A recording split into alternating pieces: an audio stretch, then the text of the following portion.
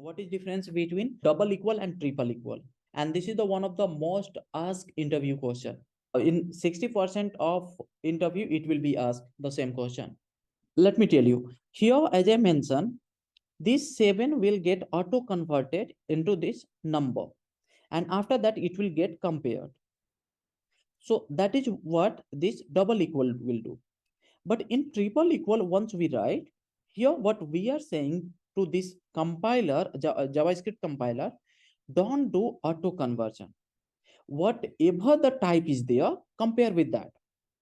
So we are stopping our compiler to do the conversion.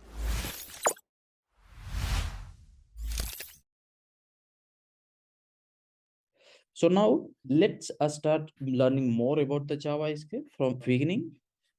So here, yesterday I have created this folder JavaScript here, and inside I have created index.js. So file extension will be JS here, JavaScript. And now if I run anything, means if I write here anything, in order to run this file on Node, I need to type here command, means I have to go to this path and I need to type here node space and this file name.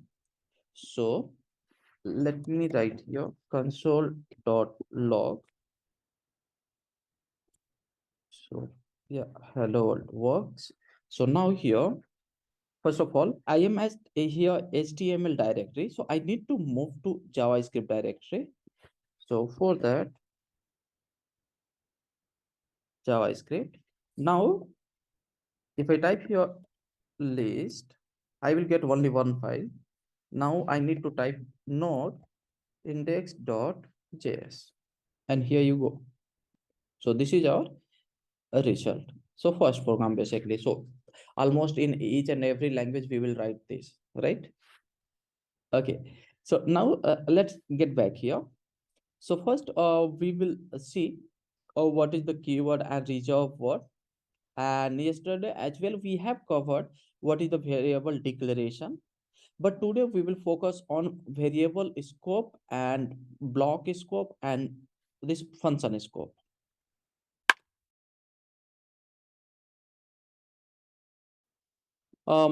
Here basically, let me take an example. So I wrote your name, and let's say I have variable a equal to something. So if you can see, the value of a is 7, and I haven't defined anywhere that value of a will be number, right? As you can see here, I am just hovering on it, this variable, and I got this let a colon number. So this is called dynamic type allocation. So here, right now, instead of providing this 7, I can provide here something called name. And right now it will be string. So in order to store in this variable, I am not defining anywhere that what type of data I will be storing in it. So here, as you can see, I can store here a number. It won't complain. Now in very next line, I can write here a equal to, let's say, hello. Okay, it's not complaining. So if I print here this hello, I will just print it here one more. And now if I execute, as you can see, I got 45 here because value of a was 45, and which is a number. Type of variable a is number. Now here, so type of variable a is string. Here we have set this number, and here is string value. So dynamically it will assign value to this variable. We can change. But if you talk about let's say Java or other programming language, say C++, something like that, so you can't do that there, because you have to define the type. And if you are defining that type as a, let's say, integer, you have to always provide the number in integer. If you are trying to assign a string value, it will just give you compile time error. okay, which is not here because of the dynamic variable type allocation. Okay, so now the first thing is here keywords and reserve keyword. So here, as you can see, this is let is a keyword here. If I think to define a variable name with let, it will complain. Okay, let is not allowed to be used as a name because this is a declaration type, means the keyword which has been predefined. Let's say if you want to use them, we can't use them as a variable name.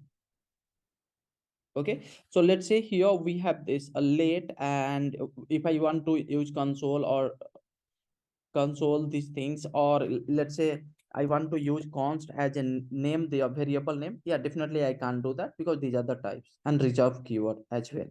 If you would like to go with if or for, you can't do that. Okay, yesterday we have seen if I declare a variable, and before moving to variable declaration, as you can see, I wrote here a, and to be honest, it doesn't make any sense. Means right now, yeah, I know what I am telling. So, but day after tomorrow, or let's say after 5 days, I will completely forget about it, right? And it's very hard to know what is meant by a.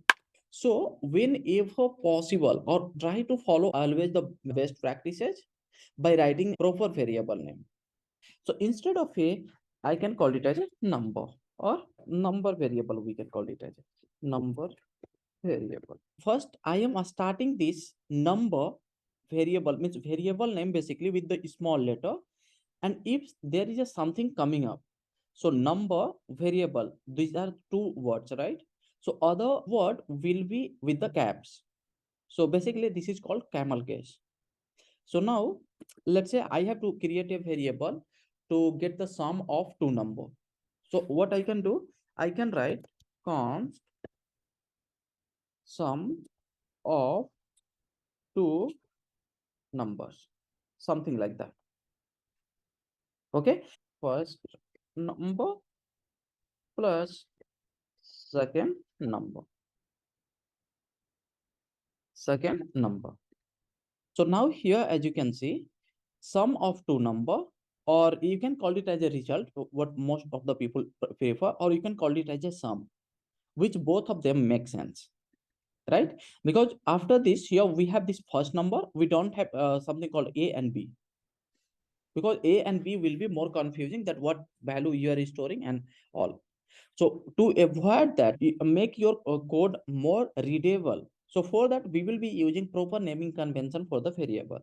So now this is how we have to follow the camel case. So here sum of two number. As you can see, sum is a different word, of is a different word, and two is a different, and number. So here the first means the first one will be it will start from the small, and after that first letter of each word means it will be in caps form. So o will be capital here, t will be capital, and n will be capital. So this is what the practices we will be following going further.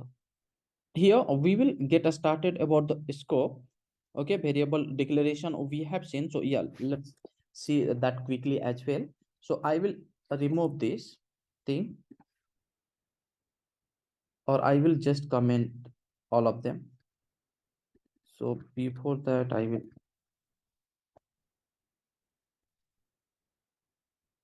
okay. So now here it will complain because first number and second number doesn't exist. Okay. So I will comment this too. Now, means there is a two things. Whenever you are creating a variable, you can do, you can just declare the variable and leave, and you can just create and initialize the initial value. Means you can assign the initial value, and that is called initialization. So now let's say I have a number. So I will create const, let's say number equal to, and here I will define this value as a 6. We have created a variable called number with the const, which cannot be modified. And if something cannot be modified, so definitely we have to provide this initial value. And this is called here variable initialization. So variable initialization. Now let's say here I can write let, and we can create a, we can just declare a variable. Means we are not going to assign any value to them. So let's say first name. Okay, and I am not sure about it as of now, so I will leave it here, let first name. So this is called variable declaration. Okay, but if you do remember, const cannot be declared.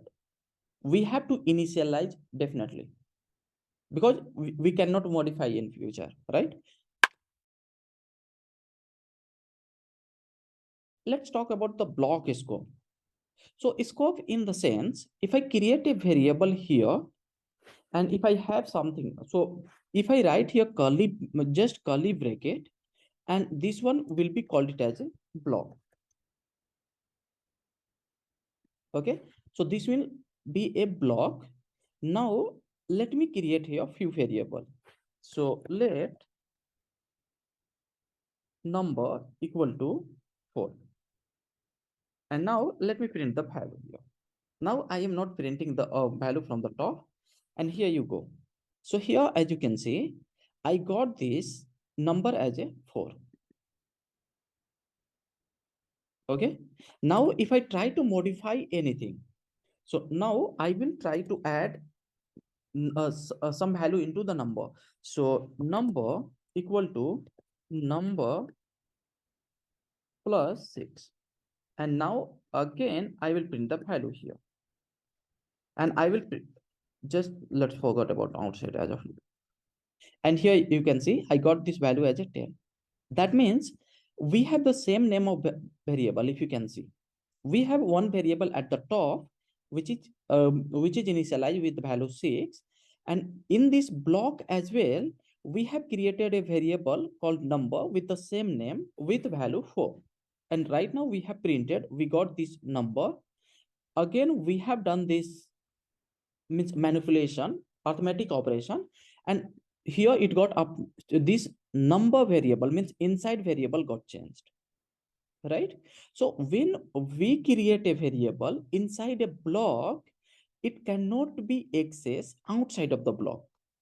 So now let me show you. So for that, let me come out of it. Okay, and I will write the number. So here number, and let me print. And here, as you can see, these two things we got from the inside, and here 6 still remain from the outside, right? So if I comment here and now execute, I will get error saying number is not defined, because this variable has been created inside a block, and the scope of this variable is inside block only. It cannot be accessed outside of it. That's why we are unable to use this variable outside of the block. But here inside, yeah, definitely we are able to do that. We have created this at the parent level, right? As you can, this is at the file, inside the file, and I haven't wrote inside a function or inside anything. So this will be called as a global scope. So if I go inside, let's say I haven't created this variable.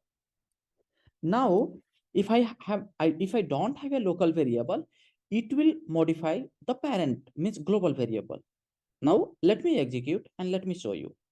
So here it's saying assignment to a constant variable. I am trying to assign this constant cannot be changed. Yeah. So now just I executed, and here you go. So initially I had value 6. Now from here I got this number, and which is 6 here. Okay. Again I have added 6. So this global variable got modified in this case because I don't have local one. So here this got 12. Here it printed 12, the second statement, and after, and the last one I got from the outside, which is 12. So from a block, we can modify the value of global variable, means we can access the global variable and we can modify it as well. But if you go in vice versa, it's not possible. So block scope variable can be accessed within the block. Okay, so now we will move it to next and let's see what we have. We have this variable scope. So basically this variable scope fall into two things. So global scope and another one local scope. So we will see local scope, which is also called function scope.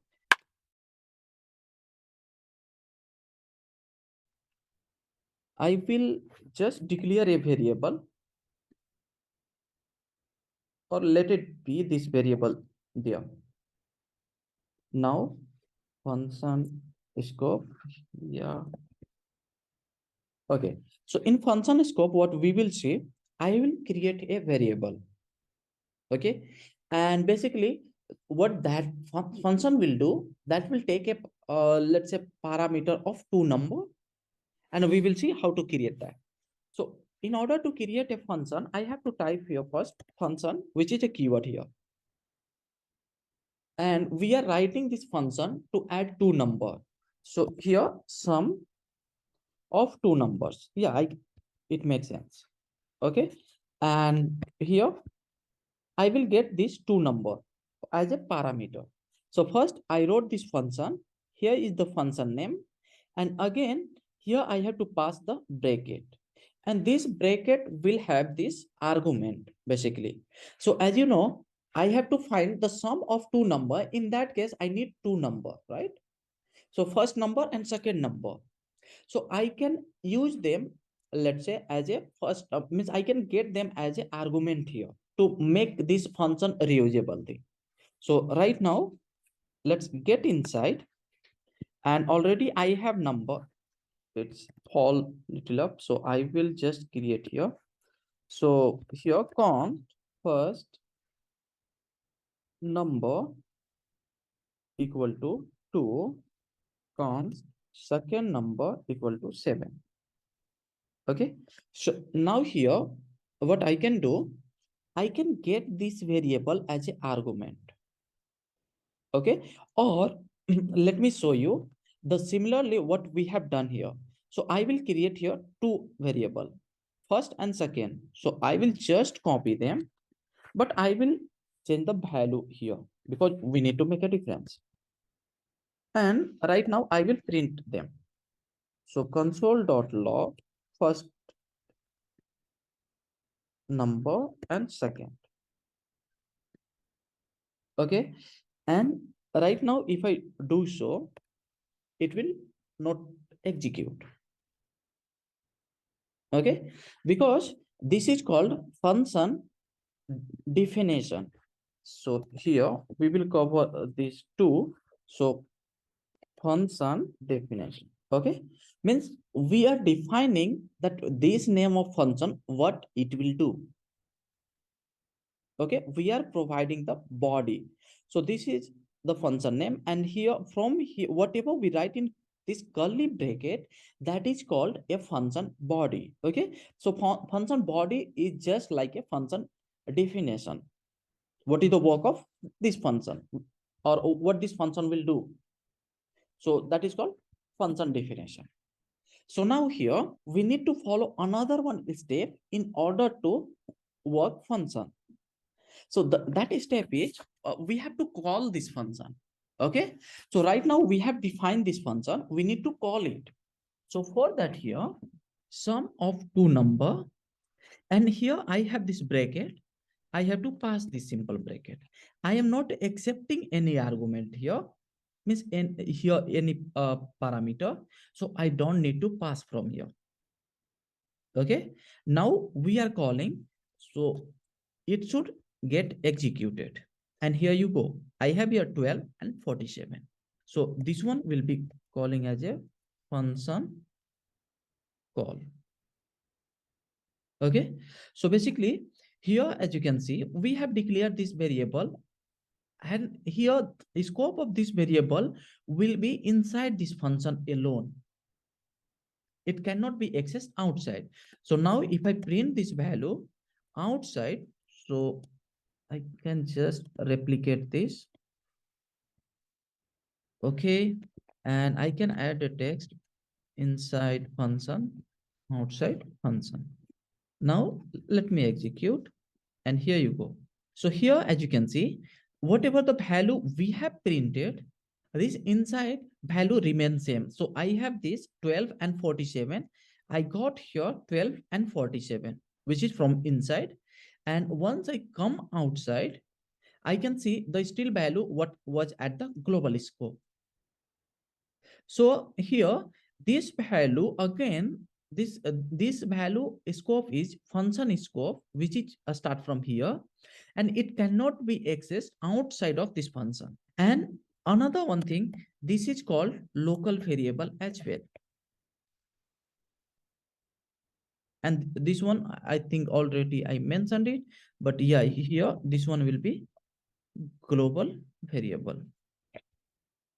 So here local means here it will refer to this block, and that is what where we can access and it will get die. And now there is a one more thing. If you can see here, the weird output we got, isn't it? First we have this outside function, and after that we have this inside function. But according to our code, we are writing this inside first and then outside. Then why it is happening so here? Yeah, since it's execute from top to bottom, function is written afterwards. So when the function called, then it goes to the function. So it just go through the execution, then first print the console outside function, and when it comes to function call, it then goes to function call to print the one which is inside. Yeah, whenever you write any statement inside a function, it will not get called unless you are calling that function by writing something like this function name and passing the bracket. Okay, this function doesn't exist, it seems, unless we are calling it. So here it declared the variable with the first name, second name, and here it printed this value. So we got this first. Now it came to this line, and from here it understood I need to go to this function. So it will go to this function, it will assign this value into local scope, and again it will print this. So that's why we are getting. So now if I just move this line here, I will get inside first right now, because before printing this console, I am just executing this. So let's move to this data type. So basically data type is something which is going to define that which type of value we will be storing. Okay, but here we have data type, which type of value can be possible to store into a variable, because here we have dynamic variable type allocation. So here I can declare let number equal to 7, and automatically it got here type as a number. So variable here data type is number. Now we can do with name. So name, and let's say John, and here the type is a string. This will be number. Okay, now let's see. So here if I print boolean, so bool, and I can write here true or false. So here actually we have two possible value, true or false. Okay, and this one will be boolean again. These are the few. Now undefined, if I have a variable and if I don't declare anything, it will be automatically undefined type of. Now we have this null as well, means we will see how where to use them. So null is the another one data type we have. Now there is a one way to check type. So here type of number. So type of number is number. Don't worry that it is printing the same, because we have named variable name is something like that. That's why we are getting. Okay. So right now, let me just print your name. And here you can see string. Here, if I type bool, you will get boolean. And age, it should be undefined. Okay. So by writing, by using this function, so type of, and you can pass the variable name in order to get the type of the variable. here JavaScript manage some auto conversion as well, means by itself. So here I have this number. So I will call it as a first number. And again, I will create here second number. So second number, and let's say value is 17, but this will be in different format. And now here it will be something like this. Okay. So now as you can see, 17 has been written in this double quote, and double quote, whatever we think write in double quote or single quote, that will be considered as a string. So now let me write here first number. So number it should be.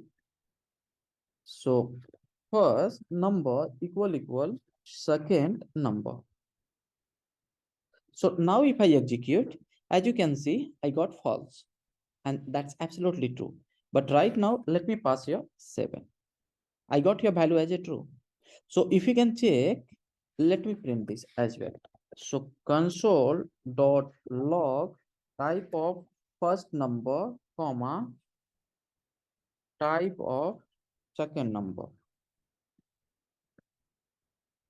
Can you see?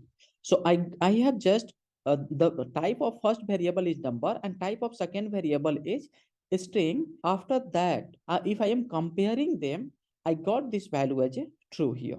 So basically what happened here, if we write any number in a double quote, and if you do compare or arithmetic operation, that number will get automatically, means it implicitly will get converted into the number. And yeah, we will cover another one thing. So before that, let me try to increase this value. So second number equal 1. Right now I am trying to do operation. I got 71. So right now it's still being treated as a String. That's why it's concatenating the other value. So basically, whenever you write a one string with the here string value I have, right? String plus with other thing, it will be concatenate automatically. Let me just copy and paste 1 plus. Still, it remains same, right? So both way, yeah, it had the same thing. So string concatenation basically happening here. But when we compare, yeah, it was completely acting different. Let me tell you here by writing another one equal. Delete this. And right now, let me execute. So right now, I have increased number of equal. So here, right now, I am typing, means I am writing 3. And I got this value as a false. Let me remove again. And here you go. I have true. So what's going on there? Why this is happening? What is difference between double equal and triple equal? And this is the one of the most asked interview question. In 60% of interview, it will be asked the same question. Let me tell you here, as I mentioned, this 7 will get auto converted into this number. And after that, it will get compared. So that is what this double equal will do. But in triple equal, once we write here, what we are saying to this compiler, JavaScript compiler, don't do auto conversion. Whatever the type is there, compare with that. So we are stopping our compiler to do the conversion. So right now, here you can understand this way. So double equal compare values. Okay. And triple equal compare values along with type. And let's understand this clearly, how this works. So in case I will just replicate again here, or let me do this. Okay. So double equal in the sense, here what I wrote, compare values alone, I will write. Okay. So 7 is the value. And what is the value of second number? It's 7. Let's forget about whether that is the string or number. That is the different story. So as for time being, let's forget that. So let's look at the value clearly. So 7 and here 7. And if I am going with double equal, yeah, it will be true because it compare value alone. Now, triple equal, what it does, it will compare value along with the type. So value got matched, but there's a problem with type. Here we have type as a number and here we have type as a string. So in this case, basically type of variable is not matching. So it will return false immediately. So what you guys have to do, make sure you remember this kind of a mantra, I would say. It compare only value and here it compare value with the type. And you can take a simple example because sometimes what happen, whatever you do, they don't believe because that can be easily found somewhere and you can read and you can muck up those things. Let's say you said to interviewer that compare value alone and compare value along with the type and they didn't understood. Means they know very well everything, but they want you to explain more. So you can take an example immediately and you don't need pen and paper all the time. You can say we can create two variable, one with the string value and one with the number value of the same, and we can just compare this. So you can just speak out, but you can only do if you know this concept.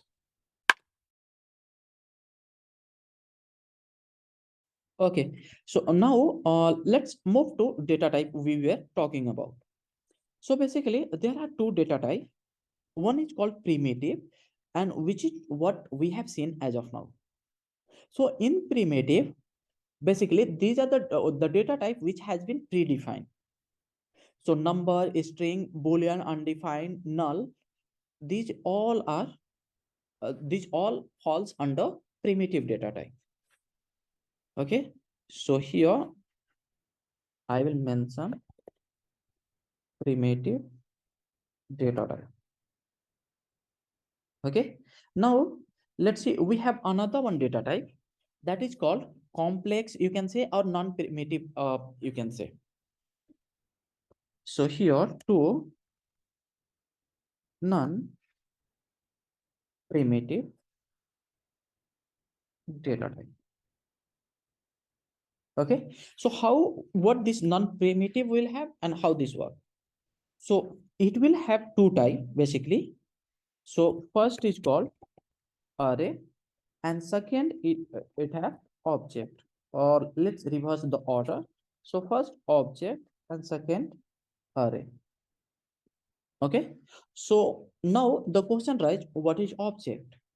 So the basic thing is whatever you see by your eyes, that will be a object. So let's say if you are you are just watching this thing in Lappy, so Lappy is an object, right?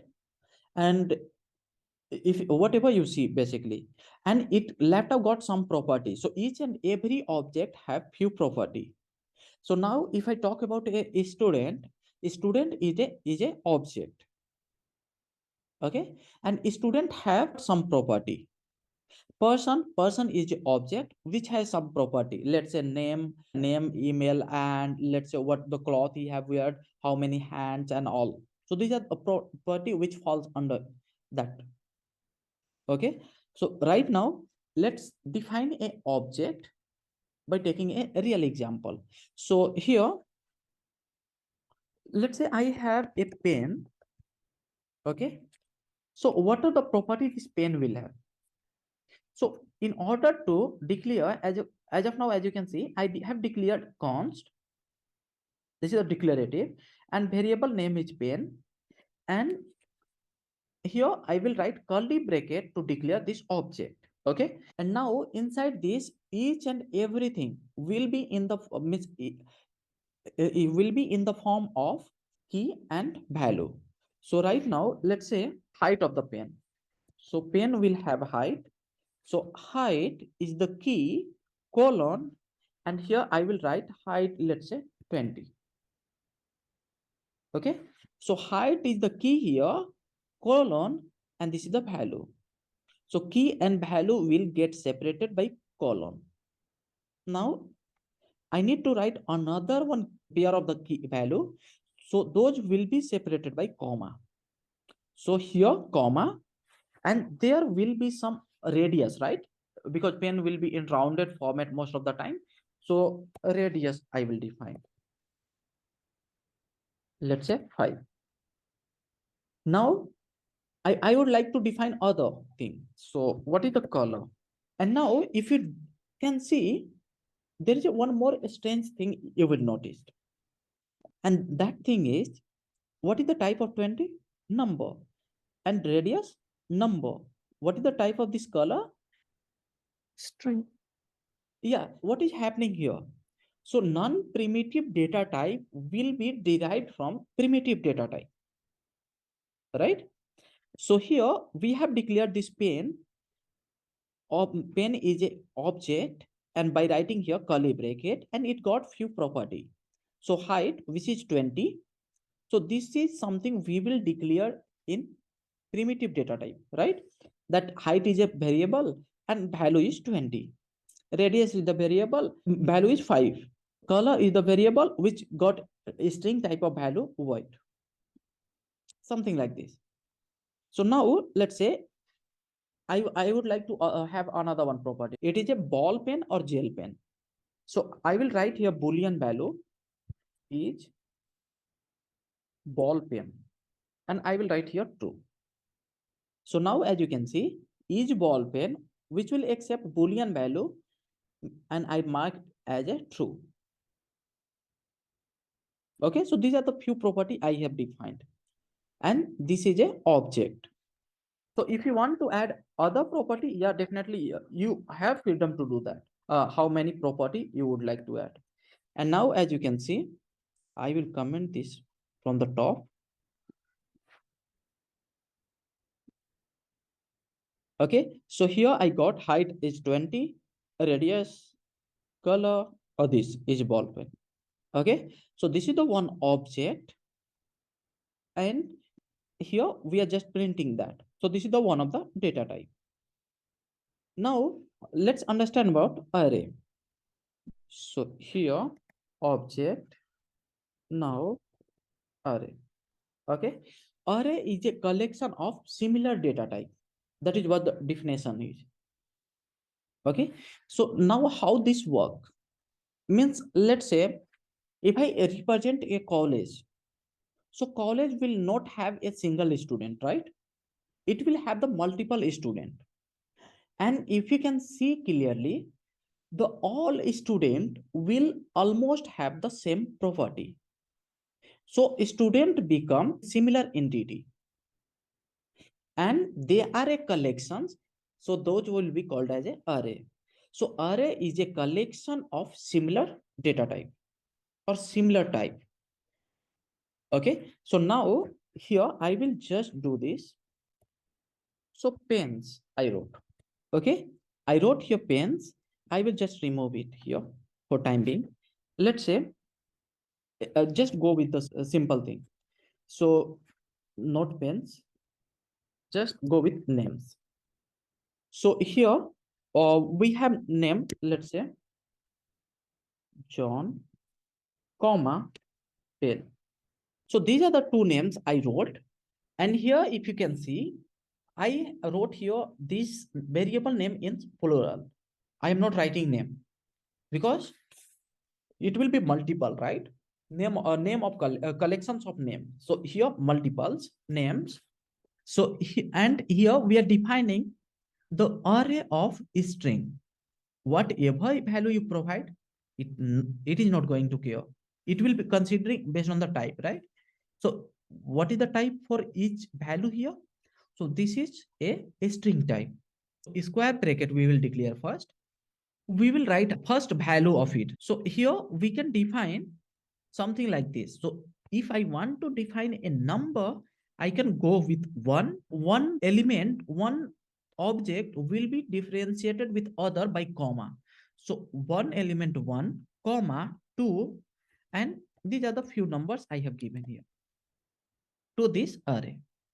Okay, so I will call it as a fonts and numbers. So here, as you can see, what is the difference between both? If you can see clearly, there is a only difference between both is the type. So here, John is of string type, means these names array of string type, and these numbers array of number type. And this is how we can declare. If you wish to declare an array of complex type, so here how it was before, so const pens, and here array of pens object. So I can declare something like that. I can just copy this and I can paste here, comma, I again pasted it here, and I will write that this column have little bit less height. So I will say it's 18, radius remains same, color is black, and it is a ball pen. No, it is not. So, we have only two options, ball pen or gel pen. If this column is not ball pen, means definitely it will be gel pen, because I have only two options. So in that case, I can maintain a single variable if you have two options alone. This array is a collection of two pens. So this is the one pen and this is the second pen. Okay. So in order to print them, yeah, similarly, we have to write, if you want to print name, you can go with the name.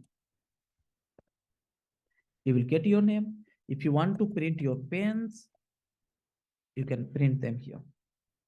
So here you have this array, and this is the one object, and this is the second object. Tomorrow, we will see about the type conversion, means how can we convert one type to other type. So here, as you have seen, this is in here, second number in string type, right?